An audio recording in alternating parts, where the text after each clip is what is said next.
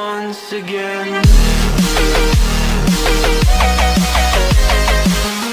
Hi, hello friends. நான் உங்களில் ஒருவன் கேபி. இன்றைக்கி நம்ம நல்லா சமைச்சு சாப்பிடலாம் வாங்க செக்மெண்ட்டில் பார்க்க போகிறது ஒரு கான்ட்ரவர்ஷியலான சமையல் தாங்க. என்னது கான்ட்ரவர்ஷியலாக சமையல் அப்படின்னு பார்த்தீங்கன்னா, ஆமாங்க, இந்த சம்மர் சீசனில் மட்டுமே கிடைக்கக்கூடிய ஒரு பொருளை வச்சு இந்த சம்மருக்கே நம்ம எல்லாருக்கும் தேவையான ஒரு பொருளையும் வச்சு நம்ம பண்ண போகிற டிஷ்ஷு தாங்க. அது எதிரின்னு சொல்லலாம், நண்பன்னு சொல்லலாம். என்னங்கிறத நான் சொல்கிறத வச்சு கண்டுபிடிச்சிக்கோங்க. மாம்பழம் உங்களுக்கு எல்லாருக்குமே பிடிச்சிருக்குங்க. அதில் நிறைய மருத்துவ குணங்களும் இருக்குது, சத்துக்களும் இருக்குது. அது நம்ம பின்னால் பார்ப்போம். ஆனால் மாம்பழம் நம்மளுக்கு சூடு தாங்க. அது கிடைக்கிற சீசன் இந்த சம்மர் தாங்க. சம்மரில் ஆல்ரெடி சூட்டில் இருக்கும்போது இந்த மாம்பழத்தை சாப்பிட்டா என்ன ஆகும்னு நினச்சி பாருங்கள். அதே நேரத்தில் மோர் நம்மளுக்கு ரொம்ப குளிர்ச்சிங்க. அந்த மோர் குழம்பு பண்ண போகிறோம், ஆனால் மாம்பழத்தை போட்டு பண்ண போகிறோம். இப்போ சொல்லுங்கள், இது கான்ட்ரவர்ஷியலான சமையலா இல்லையா? இன்றைக்கி இந்த கான்ட்ரவர்ஷியலான மாம்பழ மோர் குழம்பு செய்ய போகிறது எங்கள் அத்தை தாங்க. இப்போ நம்ம மாம்பழத்தில் இருக்க சத்துக்களையும் மருத்துவ குணங்களையும் பார்ப்போங்க.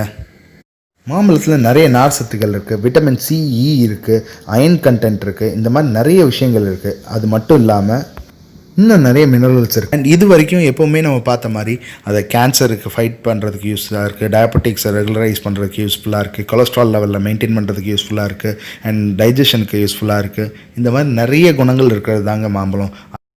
அதே நேரத்தில் இது வரைக்கும் தப்பாக புரிஞ்சுக்கிட்டோ இல்லை யாருக்குமே தெரியாமல் இருக்கிற ஒரு விஷயத்த நான் சொல்கிறதுக்கும் கிளாரிஃபை பண்ணுறதுக்கும் இருக்கிறேங்க. அது என்னென்னா, வயிற்று வலி இருக்கிறவங்களோ இல்லை வலி சம்மந்தப்பட்ட பிரச்சனைகள் இருக்கிறவங்களும் மாம்பழம் சாப்பிட்றத கொஞ்சம் அவாய்ட் பண்ணுவாங்க. அது உதாரணத்துக்கு ஜீரண கோளாறுகள் இல்லை கான்ஸ்டிபேஷன் அந்த மாதிரி இருக்கிறவங்கலாம் பயப்படுவாங்க சாப்பிட்றதுக்கு. ஆனால் அவங்களுக்குலாம் ரொம்ப பிடிக்கும். உண்மையை சொல்லப்போனால் over a period of time பண்ணுற நிறைய ரிசர்ச்சில் பார்த்தீங்கன்னா, க்ரானிக் கான்ஸ்டிபேஷன் சொல்லப்படுற மலச்சிக்கலுக்கு உள்ள பிரச்சனைகளை தீர்வாக என்ன பண்ணுறாங்கன்னா, மாம்பழம் தாங்க கொடுக்குறாங்க. அவங்களுக்கு ஒரு 4 to 6 வீக்ஸ் பீரியடில் மாம்பழத்தை தினமும் கொடுத்து சாப்பிட சொல்கிறாங்க. அதில் இருக்கிற fibre contents and anti oxidants அவங்களுக்கு அந்த கான்ஸ்டிபேஷன்லேருந்து இம்ப்ரூவ்மெண்ட் லெவல் நிறையவே வந்திருக்குங்க.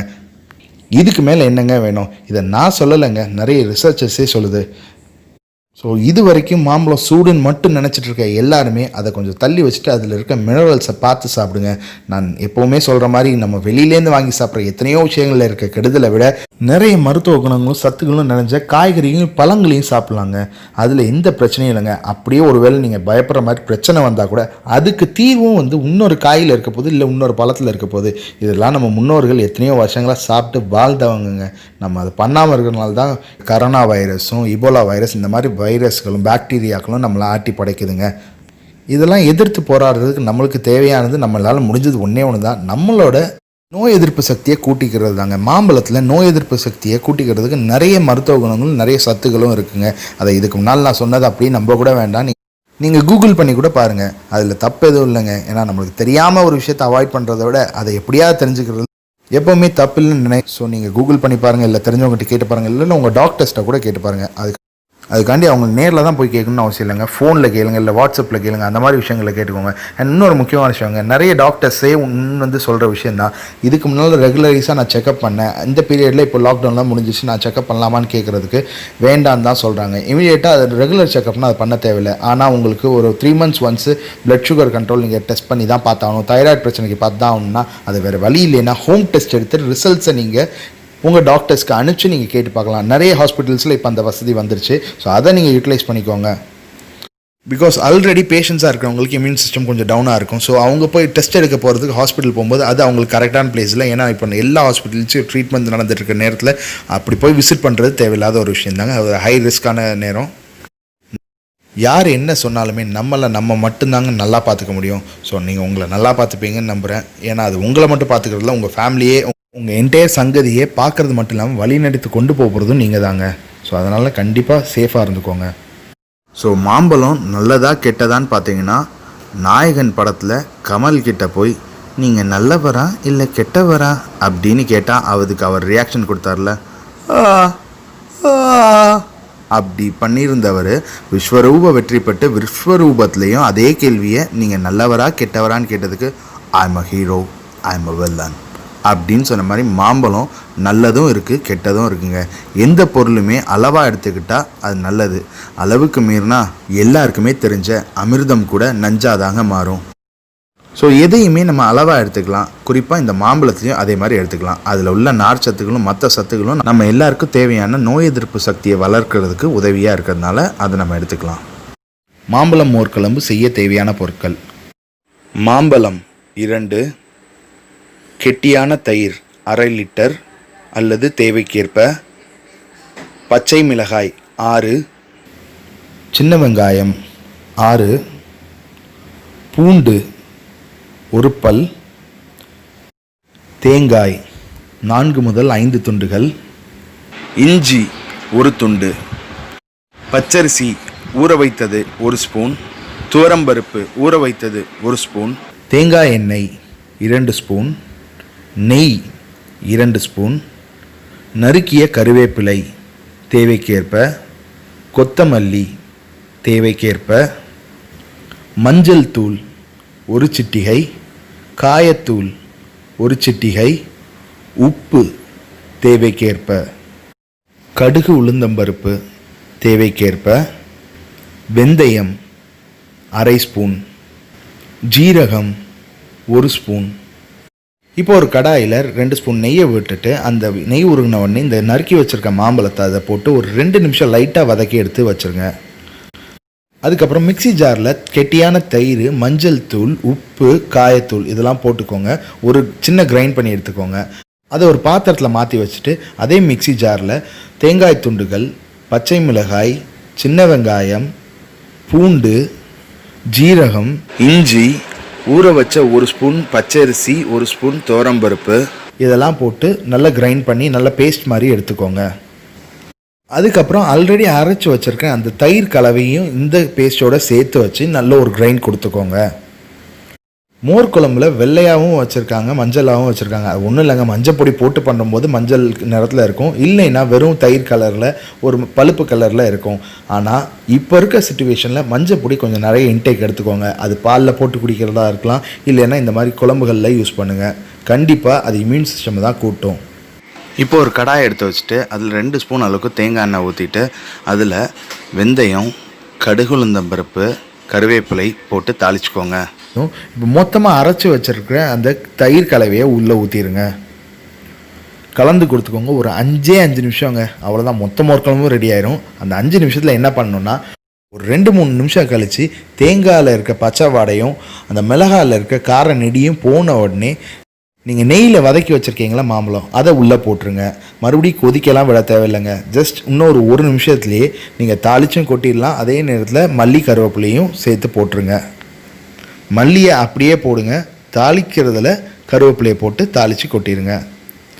அவ்வளோதாங்க, நல்லா சூடாக சுவையான மோர் குழம்பு ரெடி ஆயிடுச்சு. இந்த மாதிரி சாப்பிட்டு பாருங்கள், ரொம்ப டிஃப்ரெண்ட்டாக இருக்கும், பிடிச்சும் இருக்கும். நம்ம எல்லாருக்குமே எப்போவுமே டிஃப்ரெண்ட்டாக அதை சாப்பிட பிடிச்சிருக்கும். அதுக்காண்டி வெளியில் போகணும் அவசியம் இல்லை, வீட்லேயே நல்லா விதவிதமாக செஞ்சு சாப்பிட்லாம். வீட்டில் இருக்க பொருட்களை வச்சுக்கிட்டே ஒரு சின்ன டிப்ஸுங்க, இந்த மாம்பழத்தில் புளிப்பு சத்து இருக்கிறதுனால நாங்கள் தக்காளி போட்டுக்கல. இல்லைன்னா மாம்பழம் போடாமல் பண்ணுறவங்க தக்காளி போட்டு வீட்டில் பண்ணுங்கள், நல்லாயிருக்கும். தாளித்து கொட்டும்போது வடகம் போட்டு தாளித்து கொட்டுங்க. வடகங்கிறது என்னென்னா ஒன்றும் இல்லைங்க, வத்தல் காய வைக்கும்போது எக்ஸ்ட்ராவாக காய வைக்கிற ஒரு பொருள் தான். அதிலே காஞ்ச வெங்காயம் எல்லாமே இருக்கும். வீட்டில் இருக்க பெரியவங்களை கேட்டு பாருங்கள், தெரியும். ஸோ அது இன்னும் கொஞ்சம் ஃப்ளேவரை என்ஹான்ஸ் பண்ணி கொடுக்கும். ஆனால் இதில் நாங்கள் போடாததுக்கு காரணம் மாம்பழத்தோட டேஸ்ட் இருக்கணும், மாம்பழத்தோட டேஸ்ட் தான் என்ஹான்ஸ்டாக தெரியணுங்கிறதுனால தான். ஆனால் நீங்கள் நார்மலாக மோர் குழம்பு பண்ணி பார்க்குறீங்கன்னா நான் சொன்ன மாதிரி தக்காளி ஆட் பண்ணிட்டு இந்த மாதிரி தாளித்து கொட்டும்போது வடகம் ஆட் பண்ணி தாளித்து கொட்டி பாருங்கள், ரொம்ப டேஸ்ட்டாக இருக்கும். மாம்பழமே பிடிக்காதுன்னு சொல்கிற சின்ன பசங்களுக்கு கூட இந்த மாதிரி குழம்புல போட்டு நல்லா பிசைஞ்சு கொடுங்க. அவங்களுக்கு வித்தியாசம் எதுவும் தெரியாது, ஆனால் ஃப்ளேவர் நல்லாயிருக்கும். அவங்களுக்கு கிடைக்க வேண்டிய சத்துக்களும் கரெக்டாக கிடச்சிருங்க.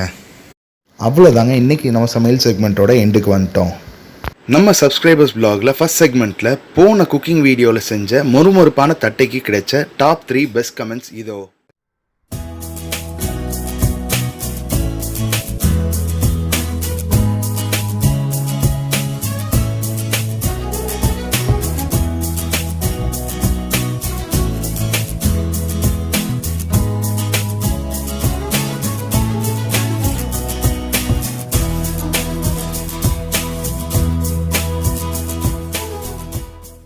ரெண்டாவது செக்மெண்ட்டில் நம்ம சப்ஸ்கிரைபரில் ஒருத்தரான அனுராதா நாகராஜன் அவர்கள் நம்ம இதுக்கு முன்னால் செஞ்ச பால் கஞ்சியை செஞ்சு பார்த்து டேஸ்ட் நல்லா இருக்குன்னு சொல்லி நம்மளுக்கு அதை ஃபோட்டோவும் எடுத்து அனுப்பிச்சிருக்காங்க. அவங்களோட பால் கஞ்சி உங்கள் பார்வைக்கு. Thank you ma'am for trying the recipe and sending us the picture. And this is for you ma'am. Kindly try out our other recipes as well. இந்த மாதிரியே நீங்களும் நம்ம ரெசிபீஸை ட்ரை பண்ணி ஃபோட்டோ எடுத்து அனுப்பிச்சிங்கன்னா நம்ம சப்ஸ்கிரைபர்ஸ் ப்ளாகில் கண்டிப்பாக போஸ்ட் பண்ணுவேங்க.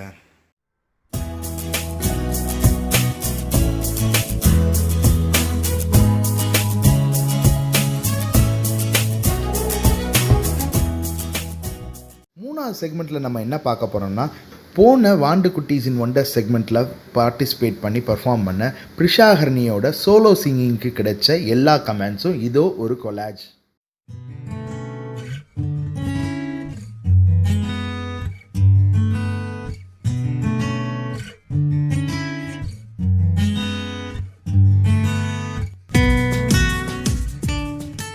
நான்காவது மற்றும் கடைசி செக்மெண்ட்டில் இப்போ நேற்று பப்ளிஷ் ஆன வாண்டு குட்டீஸ் இன் ஒண்டர் செக்மெண்ட்டில் பார்ட்டிசிபேட் பண்ணி பர்ஃபார்ம் பண்ண லஜ்வந்தியோட ட்ராயிங் தாங்க.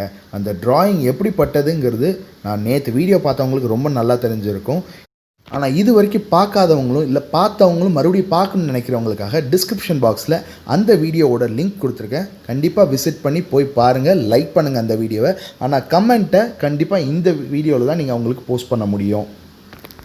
ஸோ அவங்க பேரை மென்ஷன் பண்ணி அவங்களோட பர்ஃபார்மன்ஸுக்கு உங்கள் கமெண்ட்ஸை ஃபீட்பேக்காக கொடுங்க. உங்கள் வீடியோஸ்க்கு கிடைக்கிற உங்கள் லைக்ஸு, கமெண்ட்ஸு, ஃபீட்பேக்ஸ் இதெல்லாம் தாங்க அவங்கள என்கரேஜ் பண்ணும், நெக்ஸ்ட் லெவலுக்கு அவங்கள எடுத்துகிட்டு போகும். So keep supporting them and encouraging them. So உங்கள் சப்போர்ட்டை நம்ம சேனலுக்கும் எனக்கும் நம்ம கிட்ஸுக்கும் கண்டிப்பாக கொடுங்க. இது வரைக்கும் என் சேனலை சப்ஸ்கிரைப் பண்ணாதவங்க இந்த வீடியோ பார்த்துட்ருக்கீங்கன்னா சப்ஸ்கிரைப் பண்ணிட்டு பெல் ஐக்கானை ப்ரெஸ் பண்ணுங்கள். நோட்டிஃபிகேஷன் அப்போ தான் உங்களுக்கு வரும். எல்லா வீடியோஸும் உங்களால் அப்போமே பார்க்க முடியலன்னா வாட்ச் லேட்டர் கொடுத்து உங்களால் எப்போ பார்க்க முடியுமோ அப்போ பார்த்துக்கோங்க. ஆனால் மறக்காமல் எல்லா வீடியோஸ்க்கும் லைக் பண்ணுங்கள், ஷேர் பண்ணுங்கள் உங்கள் ஃப்ரெண்ட்ஸ் அண்ட் ஃபேமிலிக்கு. அண்ட் கண்டிப்பாக அவங்களையும் சப்ஸ்கிரைப் பண்ண சொல்லுங்கள். ஒரு விஷயத்தை முயற்சி பண்ணி பார்த்தா தாங்க நம்மளுக்கு தெரியும் அது நம்மளுக்கு வருமா வராதான்னு. முயற்சி பண்ணி பார்க்காமலேயே நம்ம முடிவு பண்ணிடக்கூடாதுங்க. அப்படிப்பட்ட ஒரு முயற்சி தாங்க என்னுடைய இந்த யூடியூப் சேனல். என்னோட இந்த முயற்சியை வெற்றிகரமாக கொண்டு போயிட்டுருக்கு. உங்களுக்கும் உங்கள் ஆதரவுகளுக்கும் நன்றி, வணக்கம், மகிழ்ச்சி. மீண்டும் ஒரு சத்தான மற்றும் சுவையான சமையல் செக்மெண்ட்டில் உங்களை சந்திக்கும் வரை உங்களிடமிருந்து விடைபெறுவது உங்களில் ஒருவன் KP.